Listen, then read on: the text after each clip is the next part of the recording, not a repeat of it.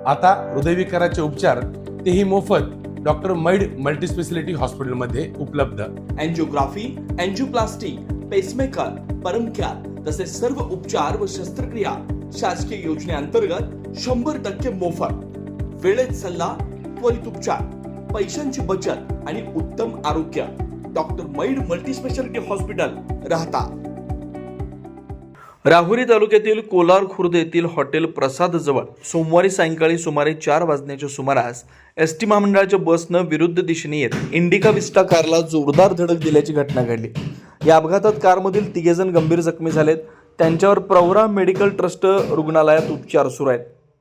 मिळालेल्या माहितीनुसार MH17 AJ 2815 क्रमांकाची इंडिका विस्टा कार राहुरीहून कोल्हारच्या दिशेने जात होती। त्यावेळी पुण्याकडे जाणाऱ्या सिंदखेडा पुणे मार्गावरील MH14 LX 9818 क्रमांकाच्या एसटी बसनं कारला समोरून धडक दिली।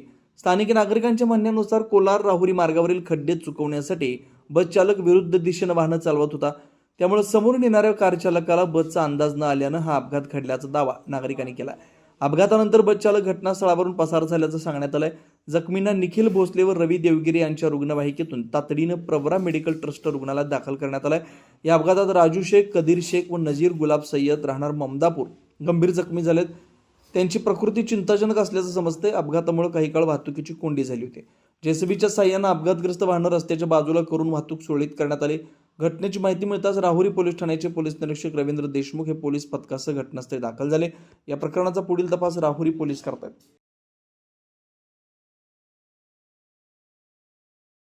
श्रीराम पार्क, राहता शहरात प्रथमच स्वतंत्र पाण्याची व्यवस्था देणारं एकमेव 15 एकर भव्य NA प्रकल्प। NA प्लॉट्स खरेदी सुरू, मोजकेच प्लॉट शिल्लक, तसेच कर्ज सुविधाही उपलब्ध। प्लॉटची वैशिष्ट्ये: अंतर्गत 50 फूट व 30 फूट रस्ते, street light, garden, jogging track, आकर्षक लँडस्केपिंग, स्वतंत्र ड्रेनेज लाईन, सर्व सुखसोयी, नयनरम्य परिसर। मग आजच प्लॉट बुक करा। 9623 89 91 91, 9623 65 91 91। साईट पत्ता: Nagar Manmad road, hotel red chilli समोर, राहता, जिल्हा अहिल्यानगर।